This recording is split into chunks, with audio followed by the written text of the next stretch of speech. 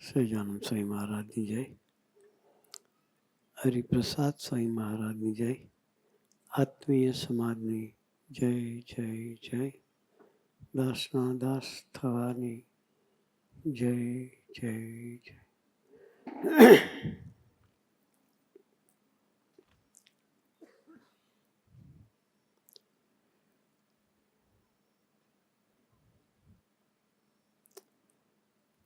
ગઈ સાલ તમારા બધાના દર્શન થયા હતા અહીંયા. ફરી આ વર્ષે તમારા દર્શનની તક મળી.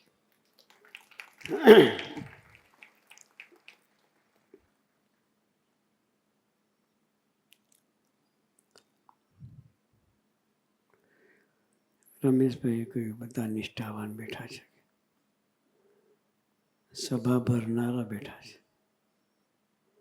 કોઈ સદભાવવાળા નથી.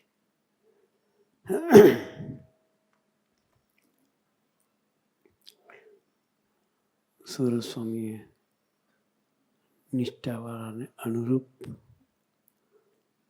સરસ ગોષ્ઠી કરીને ભાતું પીરસ્યું.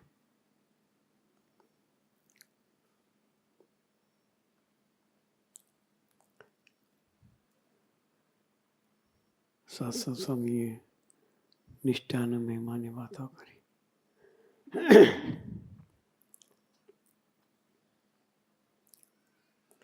એ નિષ્ઠાના મહિમામાં સ્થિર થવું છે.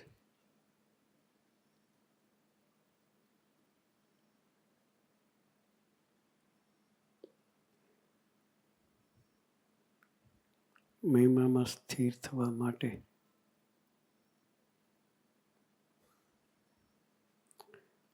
ગુણાતાન સ્વામીએ એક વાત કરી છે.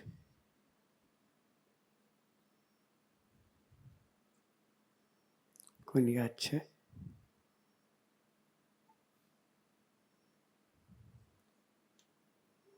નિષ્ઠાના મહિમા દ્રઢ કરવા માટે એક વાત છે. પહેલા પ્રકારની પહેલી વાત. સ્વામીની વાતો પ્રકરણ પહેલાની પહેલી વાત. ભગવાનને સાધુના મહિમાની વાતો નિરંતર કરવીને સાંભળવી. એમાં લખ્યું છે નિષ્ઠાના મહિમા સ્થિર કરવા માટે ભગવદીનો સમાગમ જોઈએ. શું કહ્યું? ભગવદીનો સમાગમ છે.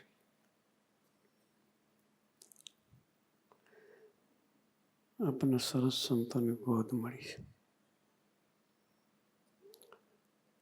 શાશ્વત સ્વામી અને પ્રભુદર્શન સ્વામી.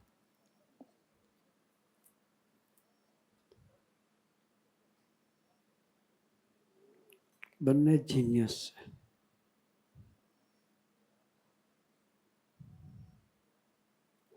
બંને ભણેલા છે. સામાન્ય ભણેલા નહીં કે 12 પાસ કરું બેચલર થાય એવું નથી, માસ્ટર થાય એવું નથી. માસ્ટર થયું તો આપણે ઘણું ઘણું કહી દઈએ. એક પ્રોફેસર છે. કોણ છે? પ્રભુદર્શન સ્વામી સાધુ થતા પહેલા પ્રોફેસર હતા. અને શાશ્વત સ્વામી નવસારી ભણતા હતા, એગ્રીકલ્ચર કોલેજમાં.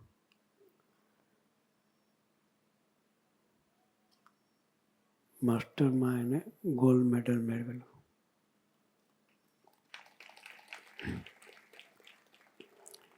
બંને જીનિયસ સંતોની ગોદ મળી. મોટા સિટીમાં રાખ્યા હોય તો સારું કામ કરી શકે. ગામડામાં રહીને સેવા કરે છે. એને સજી કોન્શિયસ નથી કે અમે એટલું ભણેલા છીએ. દાસના દાસ થઈને જીવે છે.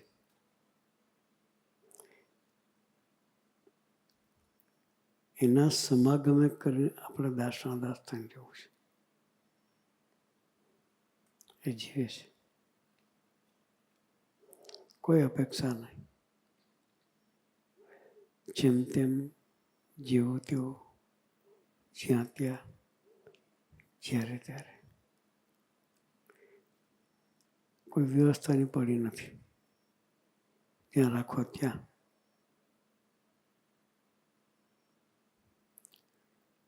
મસ્તીથી વિચરણ કરે છે.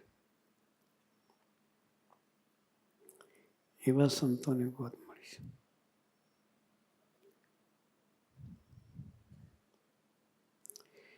એ સાસુ સાહેબ મહિમાની વાત કરતા હતા.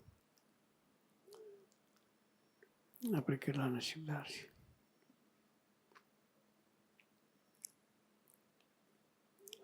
એક વખત ગુણાતાન સ્વામીને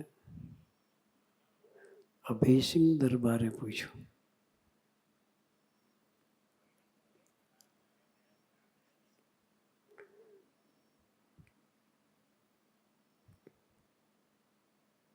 મહિમા સમજીને આપણું એક વખત નામ લે એને પુણ્ય કેટલું મળે?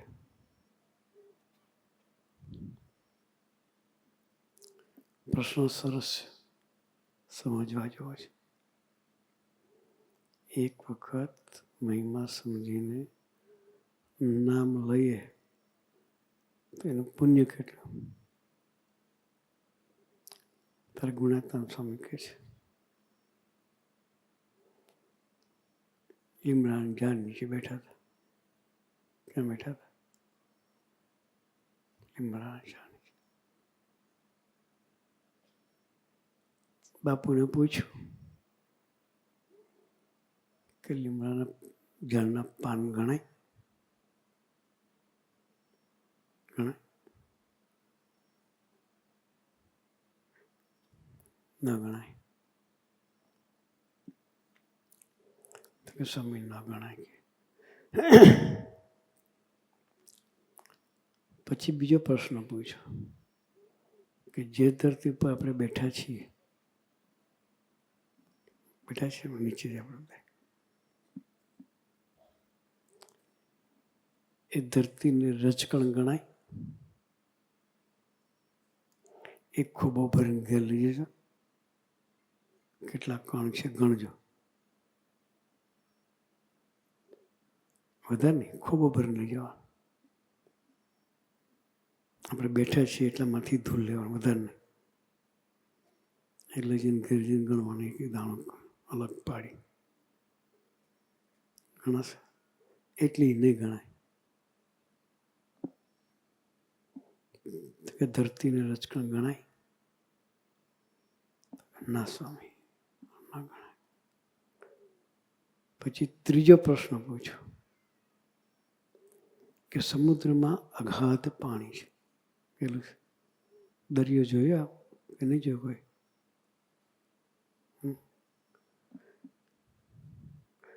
બાજુમાં નદી છે કઈ? તમે બાજુમાં કઈ નદી બાપા? અંબિકા. અંબિકા નદીમાં પાણી જાય છે. કેટલા ટીપાનું પાણી બન્યું છે? ગણાય? અંબિકા નદીના પાણીના કેટલા ટીપા છે? ન ગણાય તો દરિયાનું ગણાય? ગુણાતાન સ્વામી પૂછ્યું કે દરિયામાં જે પાણી છે એના કેટલા ટીપા છે? ગણાય? એના સામે ન ગણાય. ત્યારે ગુણાતાન સ્વામી કહે છે, માની લો કે કદાચ ગણાય, કે વિજ્ઞાનનો જમાનો છે, ગણી આપ્યા. ધૂળના રચકણ બી ગણાય, લીમડાના પાન બી ગણાય. કારણ કે એક વખત મહિમાથી નામ લો એનું પુણ્ય ગણી શકાતું નથી.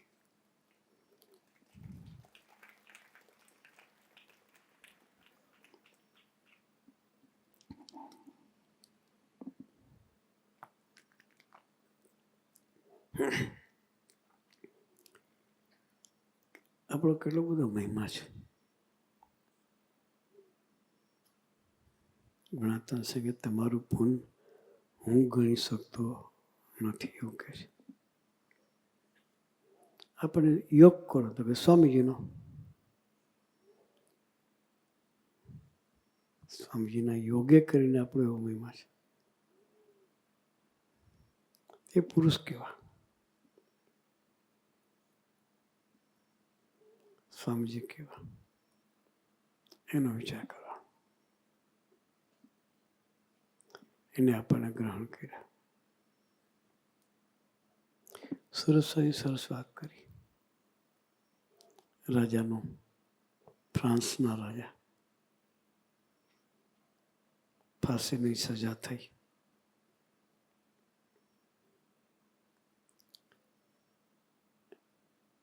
રાજાને સજા કરીને દીકરો નાનો એને જેલમાં પૂર્યો કે એને મારવો નથી. નાનું છોકરું છે, દયા કરી. પણ એને હેરાન કરીને દુઃખી કરીને માનસિક ટ્રેસ આપીને મારી નાખવાનું વિચાર કર્યો. એટલી બધી હેરાનગતિ કરી.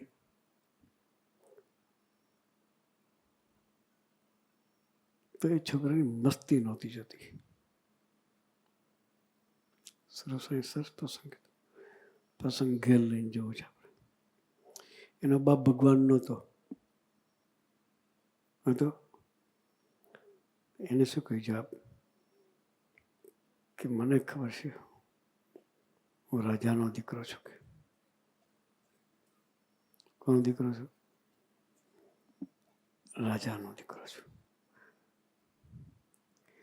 એને એના બાપનો કેફ હોય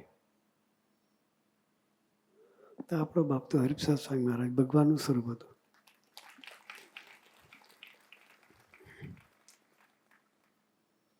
સ્વયં ભગવાન હતા. આપણને કેટલો કેફ હોવો જોઈએ.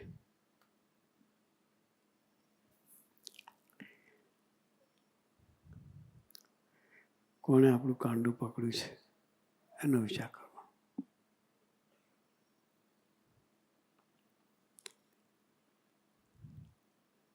એટલે આપણે નસીબદાર છીએ. સ્વામી જેવા પુરુષે કરુણા કરીને આપણને ગ્રહણ કર્યા. કોઈ સાધન કરવા આપણે નથી ગયા છે.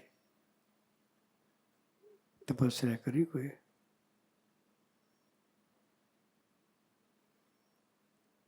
કોઈ નહીં કરી, મેં નહીં કરી. વગર તપસ્યા મળ્યા છે. આપણાથી તપસ્યા થાય એવી નથી. 11 દાડે 11 વખત ખાઈએ ત્યારે 11 થાય. હમણાં મારે 11 હતી. સરસ કહ્યું ને, અંકલેશ્વરમાં ફરાળ હતું રાતનું.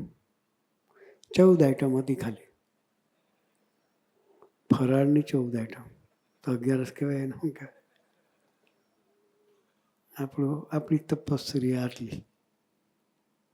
એટલે 11 દાડે 14 ફરાળી આઈટમ ખાઈએ એવી આપણી તપસ્યા. એ સ્વામીજી કહેવા. એક બાજુનો સુપ્રીમસી આવા સ્વામીજી, છતાં બીજી બાજુનું દાસત્વ.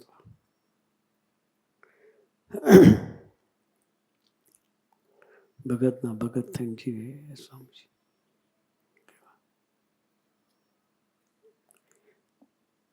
એકવાર સ્વામીજી અનિર્દેશમાં હરિધમારે બપોરે 2:30 વાગે ઉઠીને બહાર આવ્યા. કેટલા વાગે? 2:30 વાગે. સુરત સ્વામી સાંઈ સાથે સેવામાં હતા.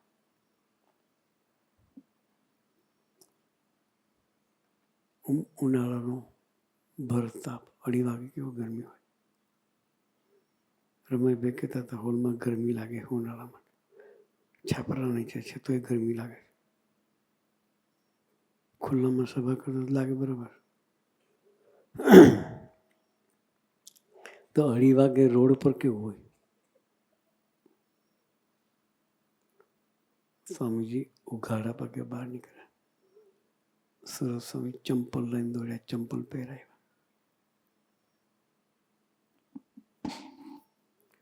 છત્રી કશું હતું નહીં. સુરત સાહેબ કે ઠાકોરજી આગળ જશે સ્વામીજી.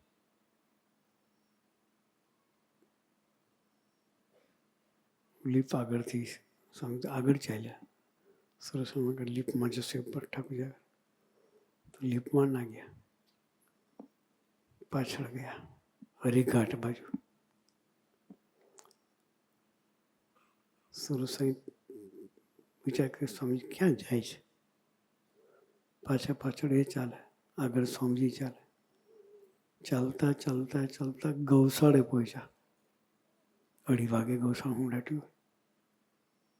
આપણે વિચાર કરીએ 2:30 વાગે શું કામ હોય? કોઈ ના હોય, ગાયોની સેવા કરનાર હોઈ ગયા હોય. ગાયોની ગૌશાળામાં સેવા કરવા પણ થાકીને સુઈ ગયા હોય, એ જાગતા ન હોય. ગૌશાળામાં ગયા. એક ગાય પાસે જઈને ઉભા રહ્યા, સાક્ષી છે.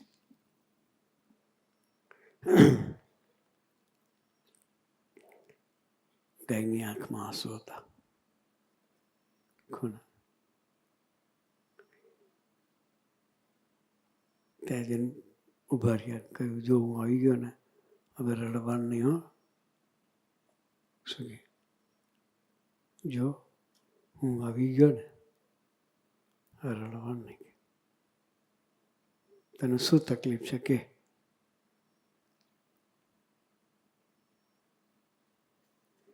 એ ગાયનું આંસુ એ સૂતા હતા ત્યાં એને જોયા અનિર્દેશમાં.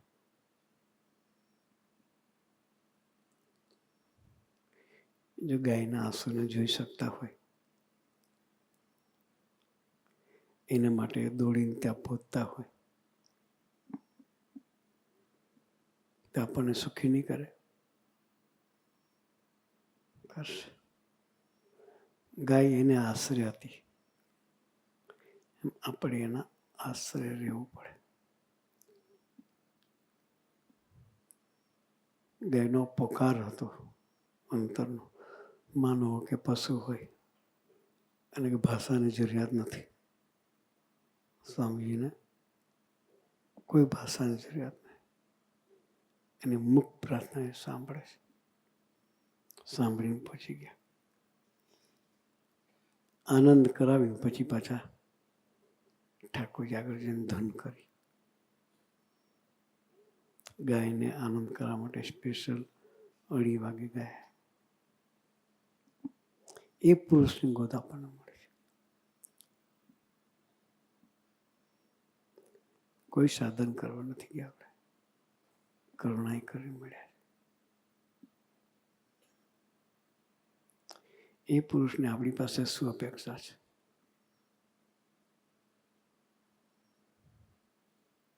એના છીએ એટલે પરફેક્શન પર આપણને લઈ જવા માંગે. સહજ એક મિત્ર હતો.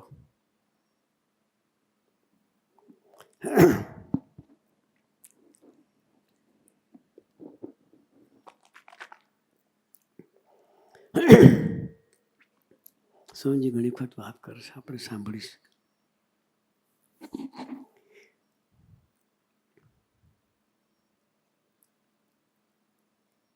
માંથી 299 માર્ક લાવનાર. કેટલા?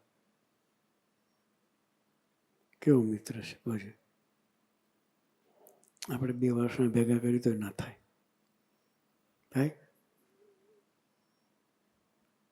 9મું 10મું 2 ધોરણના ભેગા કરીએ ને તો 100માંથી 100 ના થાય એવો મિત્ર.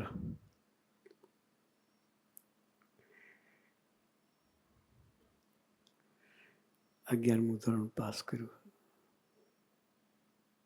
સારા માર્કે પાસ થયો. બીજા વર્ષે કોલેજમાં આવ્યો. આપણે બધી ભણનારા ખાસ સાંભળજો.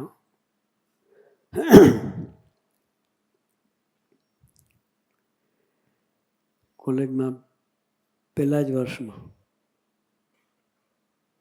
એ છોકરો ફેલ ગયો, નાપાસ થાય.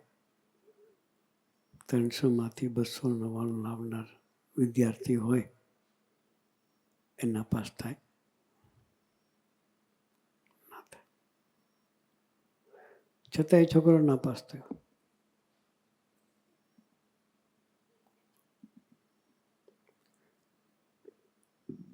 સ્વામીજીને ખબર પડી. મિત્ર હતો,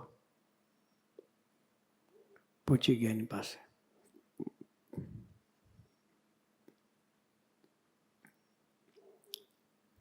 એનો મધર, એના ફાધર, એનો ભાઈ બધા ઘરમાં હતા.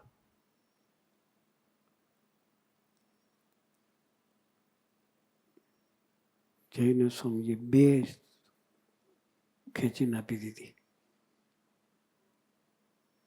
2 તમાચા આપી દીધા.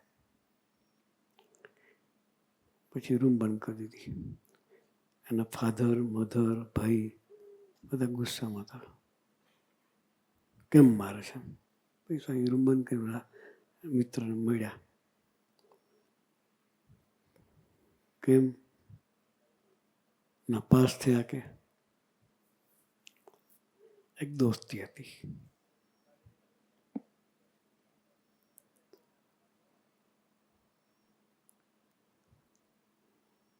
પેલા એ ખુલ્લા દિલે બધી વાત કરી.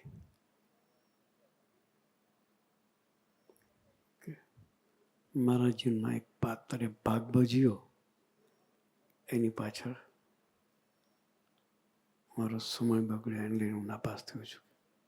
શું કહ્યું? ડાયવર્ઝન ક્યાં આવે છે? મારા જીવનમાં એક પાત્રે ભાગ ભજ્યો, પિન ચોટી ગઈ. શું કે આપણે છોકરાની પિન ચોટી ગઈ, એની પાછળ સમય બગાડવામાં નાપાસ થયો.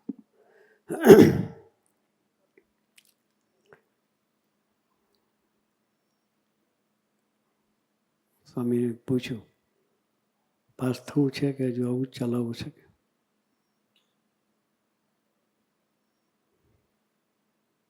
તો એ કરી નાખ્યો. કે કેરિયર કરવું છે કે રખડી ખાવું છે?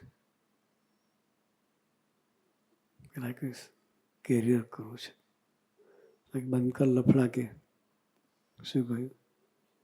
લફડા બંધ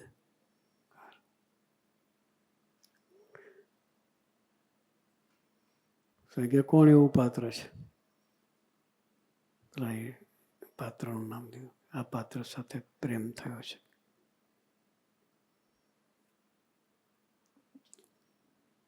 કે સારું છે, તું હવે નક્કી કર મારે ભણવું છે કે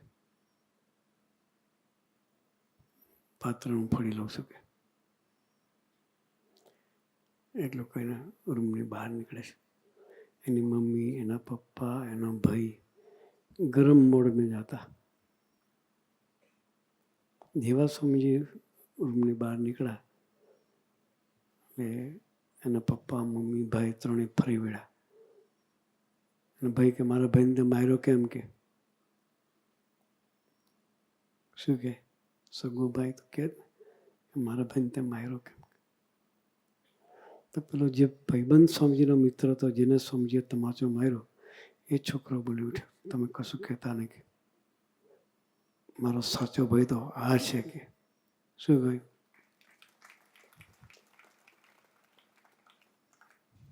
મારો સાચો ભાઈ તું નથી, આ છે. કે મારા જીવનની ચિંતા એ કરે છે, એને અધિકાર છે મને મારવાનો. શું કે એને મને મારવાનો અધિકાર છે. એ સંબંધ કહેવાય. એવા મિત્રો રાખવાનો. કેવા કે નિરંતર આપણું જતન કરે એવા મિત્રો રાખવાના. ડાયવર્ઝનમાં લઈ જવા મિત્રોને રાખવાના. સમય બગાડે એવા મિત્રો રાખવાના નહીં. એક એક સેકન્ડ આપણી પોઝિટિવ થાય એવા મિત્રો રાખવાના.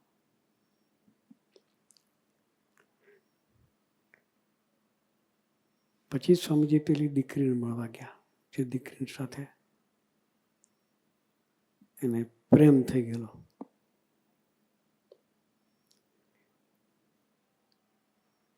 એને બિહાડી કહ્યું કે તને પ્રેમ છે બરાબર છે, તારે એની પાસે મજૂરી કરાવી શકે,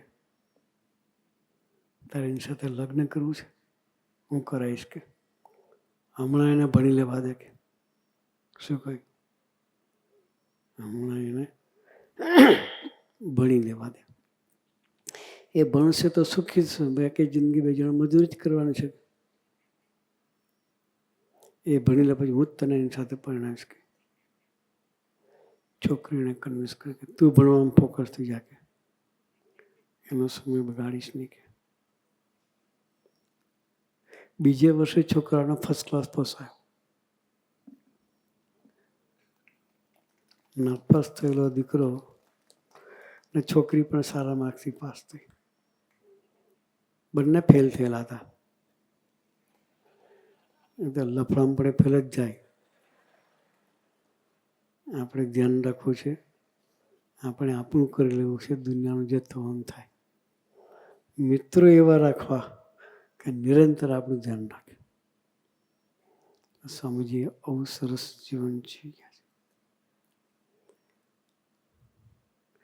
આપણા માટે મિત્રો હોદવા નહીં. પ્રભુદર્શન સ્વામીને શાશ્વત સ્વામી બંને એવા મિત્રો છે કે બંને જીનિયસ છે. આપણે એના જેવા જીનિયસ થવું છે.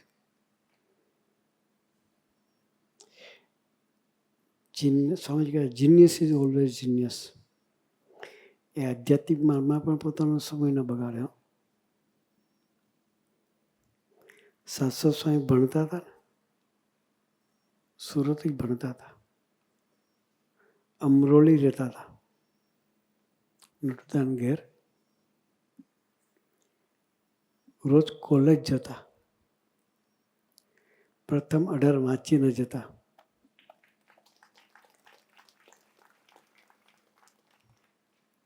જેનું સ્વધર્મ સાઉન્ડ હોય ને એ ધ્યેય ક્લિયર કરી શકે તો ગોલ્ડ મેડલ આવે, બાકી ના આવે.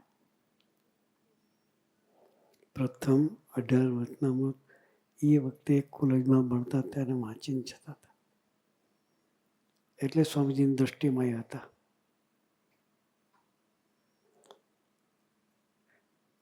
બધી રીતે સાઉન્ડ થવું છે. આપણે સ્વધર્મે સાઉન્ડ થવું છે, કેરિયરમાં પણ સાઉન્ડ થવું છે, પ્રભુ સાથેનો સંબંધ બાંધવામાં પણ સાઉન્ડ થવું છે. ત્યાં સરસના સંતોની ગોદ આપણને મળી છે. એની સાથે દોસ્તી કરી આપણે પણ એના જેવો સંબંધ સ્વામી સાથેનો બાંધી શકીએ. એ બાંધવા માટે ગુરુરી ખૂબ ખૂબ બળ બુદ્ધિ શક્તિ આપે. એ જ પ્રાર્થના સજાન સ્વામી મહારાજ.